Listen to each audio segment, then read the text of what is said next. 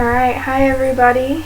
It's Kajira Amber back to talk a little bit more about BDSM and the Gorian lifestyle.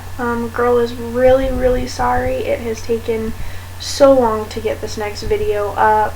The holidays were kind of hectic around Girl's house and kind of just slacked on it, but hopefully now that the holidays have passed, Girl will be able to start making the videos more regularly and get these out there for you guys. So today Girl thought that a good topic might be the simplest one of all, really, in a way, the most common question, which is what gets people into BDSM or gore? Because it's not common.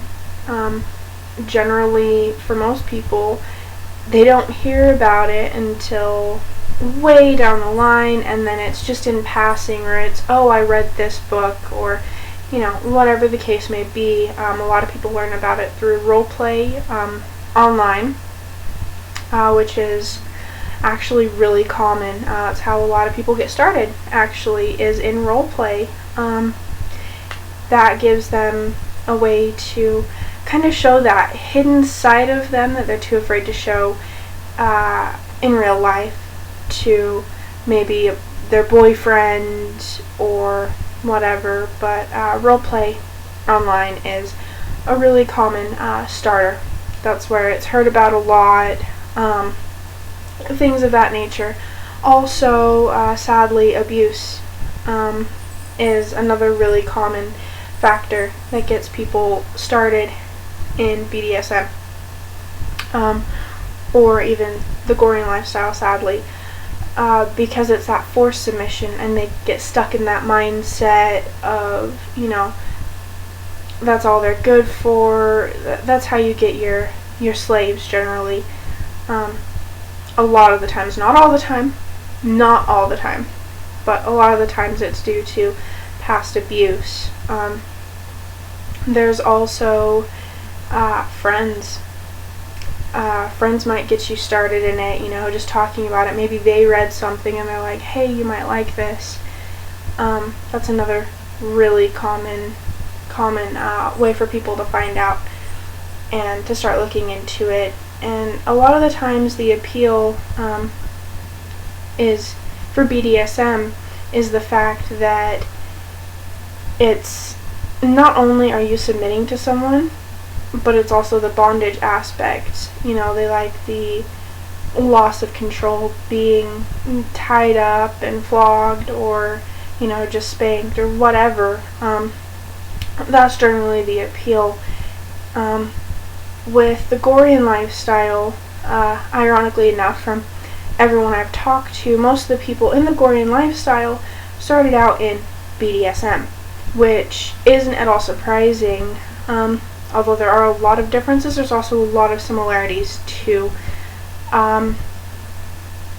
The biggest one is that with BDSM, it's generally, you've got sessions, meaning, okay, so yes, you're my master all the time, but you're also my boyfriend, so in public or outside of the bedroom, you're my boyfriend, not my master. You're my girlfriend, not my submissive.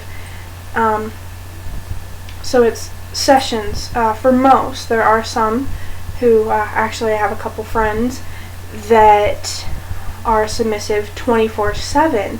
They'll always wear their collar when they go out, or, even though, yes, it's their boyfriend, they still call him master, or, whatever the case may be. But with the Gorian lifestyle, it is 24/7. There's no such thing as a session.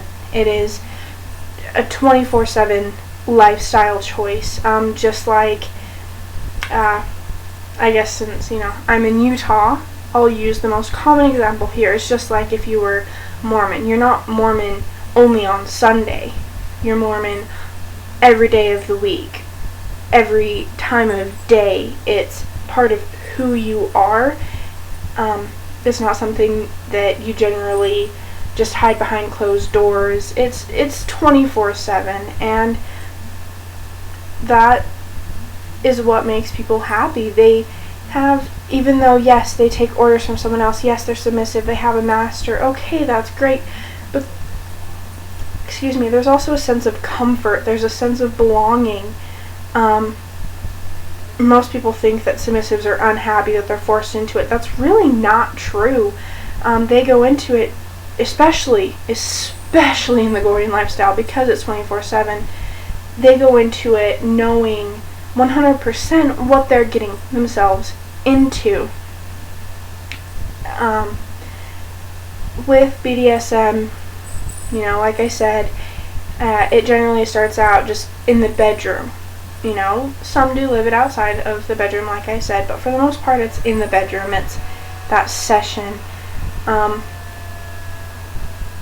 For Gordians, like for me, I'm a Kajira, as I have stated. I wear my collar all the time, unless there's a specific, an important reason I can't wear it. Like, sometimes I'll swell up and it literally chokes me, so then I take the tag off and I put it on a chain and I wear the chain till the swelling goes down and I can put my collar back on.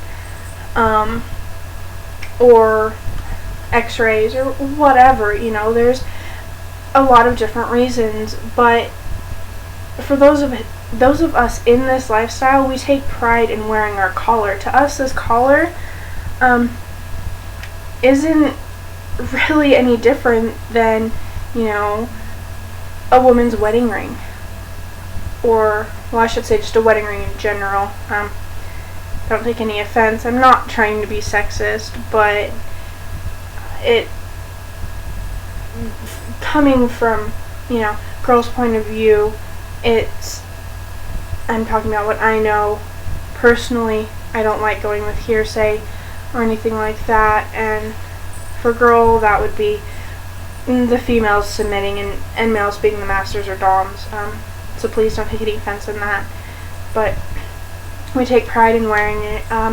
Our silks, these are mine. Can only see the tops, but these were actually homemade by my sister for me. For me and Master, so Master could enjoy seeing his slave in something appealing. Another thing I get a lot is why, and this makes me laugh, why are most of the girls that are in BDSM or gore heavy set? Why are they bigger? Why isn't it the skinny girls?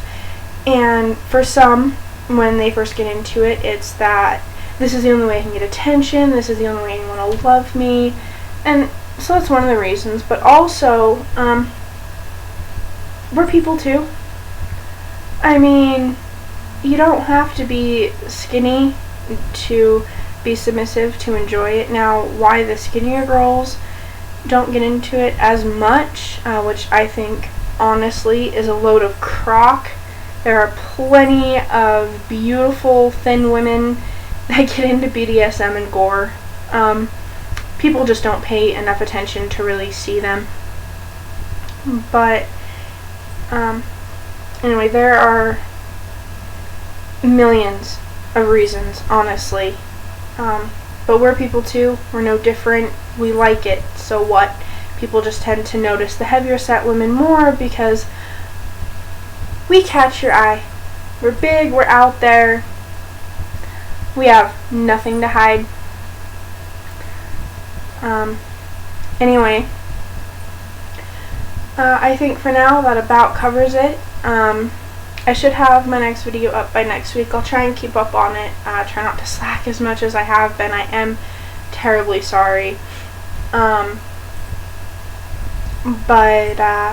hopefully you enjoyed this and it helped you understand a little bit more. I know I kind of went off on little tangents and rants, and I am sorry. But hopefully you enjoyed it, and I will hear from you, hear feedback. I love feedback, so don't be afraid to post comments down there. Message me. Don't be afraid to send me a message and say, hey, what do you think about this? Or ask me questions, even if they're personal. I have nothing to hide. So, thank you for all your time today, and I will see you guys next week. Bye!